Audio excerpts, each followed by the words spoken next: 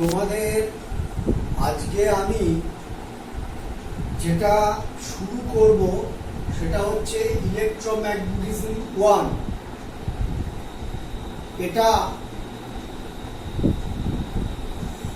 দুটো পোর্শনে ভাগ করা আছে, দুটো অংশে, ইলেকট্রোম্যাগনেটিজম 1 অ্যান্ড ইলেকট্রোম্যাগনেটিজম 2। আমাদের এই ইলেকট্রোম্যাগনেটিজম এটা আগে এইভাবে পড়ানো হতো না। তখন ম্যাগনেটোস্ট্যাটিক্স আলাদা করে পড়ানো হতো, আর ইলেকট্রিসিটি, কারেন্ট ইলেকট্রিসিটি আলাদা করে পড়ানো হতো।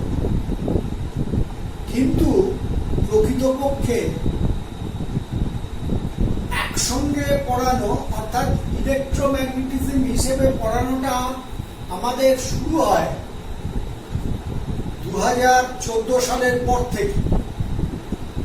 তার কতগুলো কারণ আছে, সেটাই প্রকৃতপক্ষে আজকে ভূমিকা। সেটা হচ্ছে যে বিজ্ঞানীদের মধ্যে ধারণাটা ছিল না অন্তত 1832 সালের আগে যে ম্যাগনেটিজম এবং ইলেকট্রিসিটি এদের মধ্যে কোনো সম্পর্ক আছে। অ্যাকচুয়ালি এদের মধ্যে কোনো সম্পর্ক ছিল না। যে তড়িৎ একটা আলাদা ক্ষেত্র, চুম্বক একটা আলাদা ক্ষেত্র, এই দুই ক্ষেত্রের মধ্যে কোনো সম্পর্ক নেই। বিজ্ঞানী ওরস্টেড, উনি কোপেনহেগেন বিশ্ববিদ্যালয়ের অধ্যাপক ছিলেন। উনি ছাত্রদের একটা পরীক্ষা করে দেখাতেন যে তড়িৎ এবং চুম্বক এদের মধ্যে কোনো সম্পর্ক নেই। পরীক্ষাটা কেমন না, উনি একটা চুম্বক শলাকাকে নিতেন এইভাবে, হাতে যেমন আমি পেনটা ধরেছি এইভাবে চুম্বক শলাকাটা নিতেন। এইটা হচ্ছে চুম্বক শলাকার, মানে তোমার এটা দক্ষিণ মেরু আর এদিকটা উত্তর মেরু। দিয়ে করতেন কি, এর উপর দিয়ে একটা তড়িৎবাহী তার, একটা তার ধরো এভাবে তড়িৎ যাচ্ছে তার মধ্যে দিয়ে, ঠিক ওর অক্ষের সমান্তরালে ধরতেন। এইভাবে আমি যেভাবে ধরেছি দেখতে পাচ্ছ, এইভাবে তারটাকে ধরতেন, দিয়ে এই তারের মধ্যে দিয়ে তড়িৎ পাঠাতেন। অর্থাৎ তারের যে দৈর্ঘ্য, সেই দৈর্ঘ্য বরাবর তড়িৎ পাঠাতেন। চুম্বক শলাকার অক্ষের সঙ্গে সমান্তরালে তারটাকে ধরে তার মধ্যে দিয়ে তড়িৎটা পাঠাতেন। বছরের পর বছর ছাত্রদের পরীক্ষাটা করে দেখাতেন যে এই তারের মধ্যে দিয়ে তড়িৎ পাঠানোর ফলে কোনো চুম্বক ক্ষেত্র তৈরি হয়নি, অর্থাৎ চুম্বক শলাকাটার কোনো বিক্ষেপ হতো না। এবং 1818 সাল পর্যন্ত প্রত্যেক বছর ছাত্রদের এই পরীক্ষাটা করে দেখাতেন। একবার করলেন কি, উনি কিন্তু অ্যাকচুয়ালি রাখতেন এইভাবে, যে আমি যেরকম রেখেছিলাম আগে সেরকম ভাবে নয়, রাখার কথা ছিল ওরকম ভাবে, রাখতেন এইরকম প্লাস করে, এইভাবে রাখতেন, বিক্ষেপ হতো না। তা একবার 1818 সালে উনি ভুল করে সমান্তরালে রাখলেন, অর্থাৎ অক্ষের সঙ্গে সমান্তরালে রাখলেন। রেখে যেই তড়িৎ পাঠালেন সঙ্গে সঙ্গে চুম্বক শলাকা এরকম ঘুরে গেল। এগুলো আমরা পরে পড়ব যদিও। তখন উনি সিদ্ধান্ত করলেন যে তাহলে এতদিন ধরে যে পরীক্ষাটার ব্যবস্থাটার মধ্যে কিছু ত্রুটি ছিল, সেগুলো কি ত্রুটি, কিভাবে ত্রুটি, কেন ত্রুটি আমরা জানবো পরে।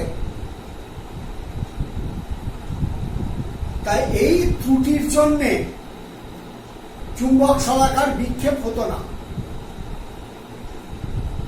তাহলে মূল কথাটা হলো, ওরস্টেড যে পরীক্ষাটা করতেন এরকম ভাবে রাখতেন, প্লাস করে রাখতেন, চুম্বক শলাকার অক্ষের সঙ্গে সমকোণে রাখতেন তড়িৎবাহী তার, রেখে তড়িৎ পাঠাতেন। 1818 সালে ভুল করে অক্ষের সমান্তরালে রাখলেন, রেখে দেখলেন যে বিক্ষেপ হচ্ছে। যখন এইভাবে রাখতেন কোনো বিক্ষেপ হতো না। এই যে সিদ্ধান্ত, অর্থাৎ তড়িৎ পাঠানোর ফলে চুম্বক শলাকার বিক্ষেপ হচ্ছে, এটা হওয়া সম্ভব কেবলমাত্র যদি তড়িৎ পাঠালে তার চারপাশে চুম্বক ক্ষেত্র তৈরি হয়। এটা বিজ্ঞানী ওরস্টেড 1818 সালে প্রমাণ করলেন। এবং আমরা ভাবলাম যে বিশ্ববাসীকে উনি জানালেন যে তড়িৎ ক্ষেত্র থেকে চুম্বক ক্ষেত্র তৈরি হয়। 1800 কিন্তু চুম্বক ক্ষেত্র যে তড়িৎ ক্ষেত্র তৈরি করতে পারে এটা জানার জন্য আমাদের 1832 সাল পর্যন্ত অপেক্ষা করতে হয়েছে। 1832 সালে বিজ্ঞানী মাইকেল ফ্যারাডে তিনি দেখালেন যে একটা চুম্বক ক্ষেত্র থেকেও তড়িৎ ক্ষেত্র উৎপন্ন হতে পারে। কিভাবে দেখালেন আমরা পরে জানবো, আমাদের পড়ানো হবে। এই 1818 এবং 1832 এই সময়ে যে গুরুত্বপূর্ণ এই দুটো আবিষ্কার আমাদেরকে, আমরা দেখলাম যে তড়িৎ এবং চুম্বকত্ব আসলে দুটো আলাদা বিষয় নয়, একই বিষয়েরই দুটো ভিন্ন ভিন্ন রূপ।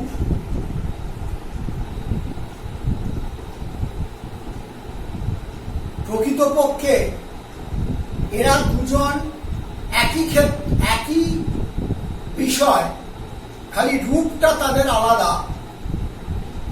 এবং চুম্বকত্ব কেন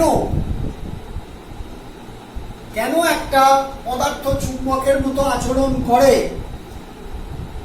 সেগুলো আমরা আস্তে আস্তে জানতে পেরেছি। যে কেন লোহা চুম্বকের মতো আচরণ করে, রূপো কেন করে না, তামা কেন করে না, নিকেল কেন করে, এগুলো আমরা আস্তে আস্তে জানতে পেরেছি। যে তড়িৎ এবং চুম্বক এই দুটো আলাদা বিষয় নয়, একই বিষয়েরই দুটো রূপ। সেই জন্যই আমরা ইলেকট্রোম্যাগনেটিজম পড়ব। কিন্তু ইলেকট্রোম্যাগনেটিজম পড়ার আগে আমাদের চুম্বকত্ব সম্পর্কেও কিন্তু কিছুটা বিষয় আমাদের জানতে হবে। তোমরা এমনিতে চুম্বকত্বের সাধারণ জিনিসগুলো নিশ্চিত জানো, তবুও আমি একবার করে বলে যাচ্ছি। যেমন হচ্ছে, ধরো যে একটা চুম্বক জানো, যেটা ধরো একটা চুম্বক বিভিন্ন রকমের দেখতে আমরা ব্যবহার করি। এটাকে বলে দণ্ড চুম্বক, এই দণ্ড চুম্বকের দুটো প্রান্তে, একদম ধারে নয়, প্রান্তে দুটো বিন্দু আছে যেখানে চুম্বকের আকর্ষণী শক্তি সব থেকে বেশি। সেইগুলোকে বলে চুম্বকের মেরু। চুম্বকের দুটো মেরু আছে, দক্ষিণ মেরু, উত্তর মেরু। দক্ষিণ মেরুকে আমরা এস, সাউথ পোল, এটাকে বলে নেগেটিভ পোল। আর উত্তর মেরু, এটাকে বলে পজিটিভ পোল। চুম্বকের এই দুটো মেরু একটু ভেতরে, একদম ধারে নয়। এই দুটো মেরুর মধ্যে যে সংযোজক রেখার যে দৈর্ঘ্য এস এন, এই দৈর্ঘ্যটার নাম হচ্ছে চুম্বক দৈর্ঘ্য। চুম্বক দৈর্ঘ্য, ম্যাগনেটিক লেন্থ। এই চুম্বক দৈর্ঘ্যটা হচ্ছে চুম্বকটার, যদি আমি এবি নাম দিই, তাহলে চুম্বকটার জ্যামিতিক দৈর্ঘ্যের 85 থেকে 6% মতো। অর্থাৎ চুম্বকটার জ্যামিতিক দৈর্ঘ্য এবি, তার 85 থেকে 86%। এস আর এন, এই দুটোর মধ্যে যে দূরত্ব তাকে চুম্বক দৈর্ঘ্য বলে। আর দুটো মেরুর যে সংযোজক সরলরেখা, এইটাকে বলে চৌম্বক অক্ষ, ম্যাগনেটিক অ্যাক্সিস। চৌম্বক অক্ষ বলে। এই চৌম্বক অক্ষ কিন্তু একটা ভেক্টর রাশি, এবং এই ভেক্টরটার অভিমুখ হচ্ছে দক্ষিণ মেরু থেকে উত্তর মেরুর দিকে, এস থেকে এন এর দিকে, অর্থাৎ নেগেটিভ পোল থেকে পজিটিভ পোলের দিকে। তাহলে এই চুম্বকের যেটা গুরুত্বপূর্ণ বিষয়, একটা চুম্বকের মাঝখানে, একদম মাঝখানে, মনে করো এইটা যদি চুম্বক হয়, এই চুম্বকটার মাঝখানে একটা এরকম বলয়াকৃতি অঞ্চল আছে।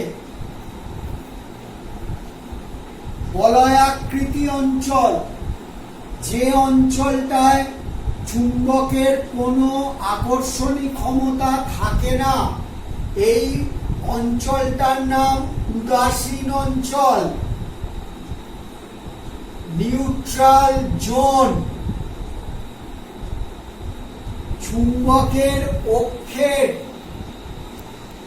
লম্ব সমদ্বিখণ্ডক রেখা, অর্থাৎ এই যে রেখাটা আমি অঙ্কন করছি, এই যে রেখাটা অক্ষের লম্ব সমদ্বিখণ্ডক রেখা, এই রেখাটার নাম উদাসীন রেখা, নিউট্রাল লাইন। উদাসীন অঞ্চল চুম্বকের মধ্যেকার বলয়াকৃতি অঞ্চল মাঝে, আর উদাসীন রেখা হলো চুম্বকের অক্ষের লম্ব সমদ্বিখণ্ডক যে রেখা, তাকে বলে উদাসীন রেখা। চৌম্বক মধ্যতল আর মধ্যরেখা দুটো আলাদা বিষয়। মধ্যতল আর মধ্যরেখা এটা কি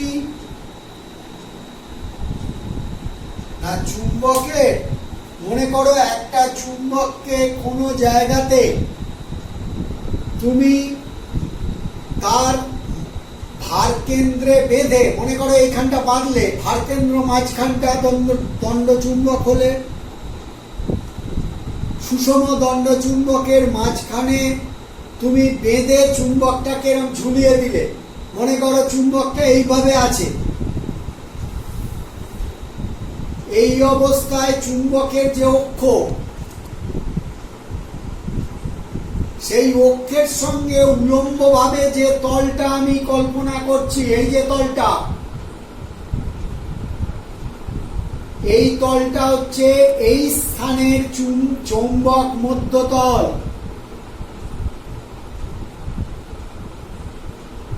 অর্থাৎ কোন স্থানে ভার কেন্দ্রে বেঁধে মুক্তভাবে ঝুলন্ত চুম্বক শলাকার অক্ষের সঙ্গে উলম্বভাবে স্থির অবস্থায় কল্পিত যে তল, সেই তলটাকে বলে চৌম্বক মধ্যতল। আর চৌম্বক মধ্যতলে যখন চুম্বক শলাকা রয়েছে কোন স্থানে, সেই অবস্থায় তার দুই মেরুর সঙ্গে যে রেখা, সংযোজক রেখা, সেইটাকে বলে, সংযোজক রেখাটাকে বলে দুই মেরু চৌম্বক মধ্যরেখা। অর্থাৎ মধ্যরেখার ওপর কল্পিত উলম্ব তলটা হলো চৌম্বক মধ্যতল। এগুলো, এই সংজ্ঞাগুলো মধ্যতল, মধ্যরেখা, উদাসীন অঞ্চল, উদাসীন রেখা, এই সংজ্ঞাগুলো তোমাদের জানতে হবে। চুম্বকের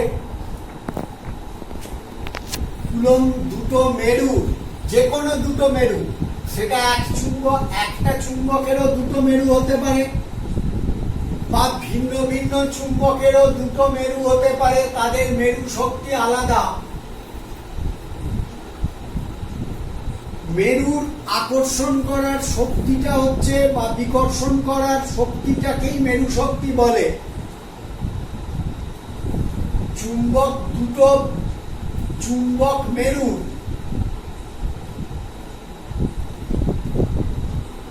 তাদেরকে বিন্দু কল্পনা করা হয়, মধ্যে ক্রিয়াশীল বল মেরুদ্বয়ের সংযোজী রেখা বরাবর ক্রিয়াশীল হয় এবং এই বলের মান মেরু শক্তিদ্বয়ের গুণফলের সমানুপাতিক এবং উহাদের দূরত্বের বর্গের সঙ্গে ব্যস্তানুপাতিক। অর্থাৎ ওদের মধ্যেকার দূরত্ব যদি ডি হয়, বা আর যাই বলি না কেন, তার বর্গের সঙ্গে ব্যস্তানুপাতিক, আরই বলছি। তাহলে মেরু শক্তিদ্বয়ের গুণফলের সমানুপাতিক এবং দূরত্বের বর্গের সঙ্গে ব্যস্তানুপাতিক। তাহলে এফ সমানুপাতিক m1 m2 by R square. সমানুপাতিক চিহ্ন তুললে একটা কনস্ট্যান্ট কে m1 m2 by R square. এই কে হচ্ছে একটা ধ্রুবক। এই ধ্রুবকটার মান দুটো বিষয়ের ওপর নির্ভর করে। এক নম্বর, মাধ্যমের প্রকৃতি, আর দু নম্বর, ব্যবহারিক একক পদ্ধতি।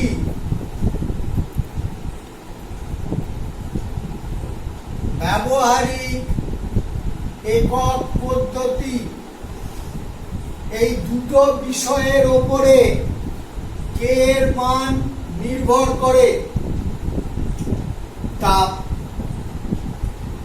আমরা সিজিএস পদ্ধতিতে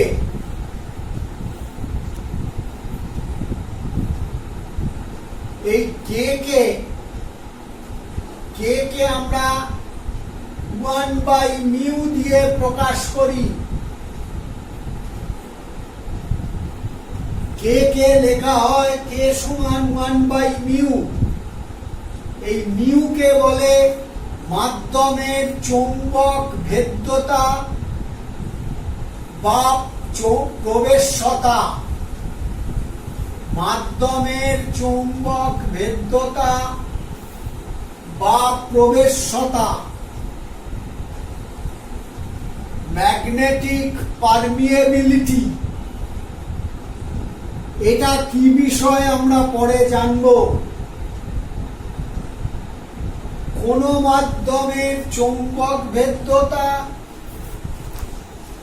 এবং শূন্য মাধ্যমের চৌম্বক ভেদ্যতার অনুপাতকে বলে ওই মাধ্যমের আপেক্ষিক চৌম্বক ভেদ্যতা।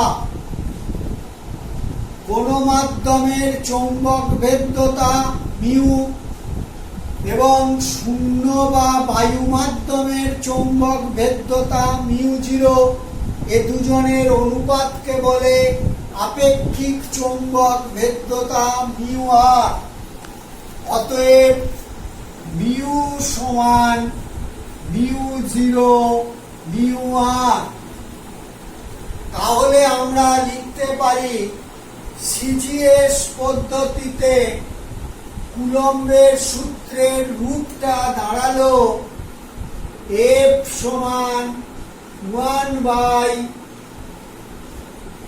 Mu zero mu r m1 m2 by R square. এখন দেখো, শূন্য বা বায়ু মাধ্যমের চৌম্বক ভেদ্যতা মিউ জিরো, শূন্য বা বায়ু মাধ্যম এর মানটাকে 1 ধরা হয়। বলেছি এর সাপেক্ষে অন্য মাধ্যমের চৌম্বক ভেদ্যতা মাপা হয়। বেশিরভাগ অচৌম্বক পদার্থের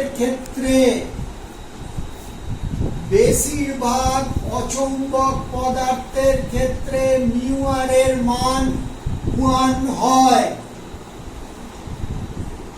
তাই বায়ু বা শূন্য মাধ্যমে কুলম্বের সূত্রের সিজিএস পদ্ধতিতে রূপটা দাঁড়াবে m1 m2 by R square. কিন্তু যদি শূন্য বা বায়ু মাধ্যম না হয় তাহলে তুমি মিউ আর থাকবে, অচৌম্বক পদার্থ না হলে মিউ আর থাকবে, 1 ধরা যাবে না।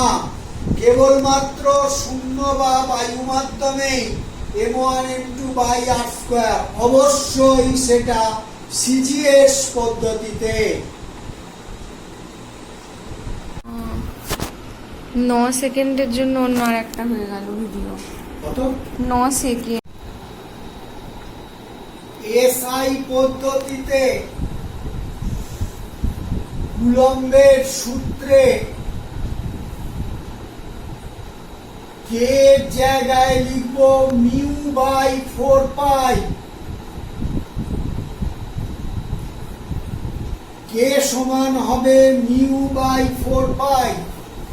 অতএব এফ সমান mu by 4 pi m1 m2 by R square.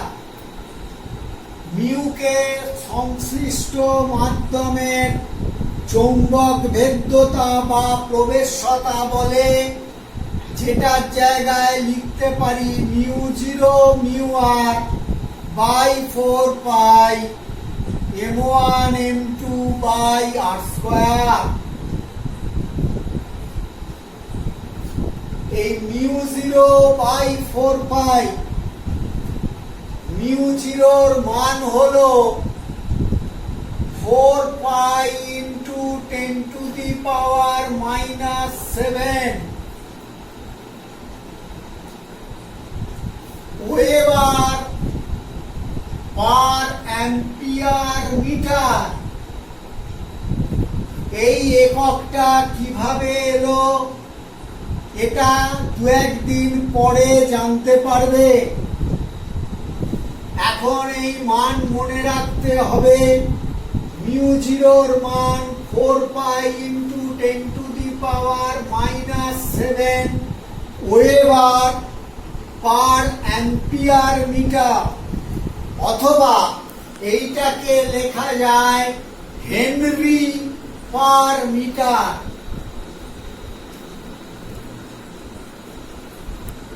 CGS পদ্ধতিতে বায়ু বা শূন্য মাধ্যমে মিউ0 মান 1 হলেও এসআই পদ্ধতিতে 1 নয়। তাই এসআই পদ্ধতিতে কুলম্বের সূত্রের রূপ হবে 10⁻⁻7। μ0/4π এর মান বসিয়ে দিলাম, মিউ আর m1 m2/r²।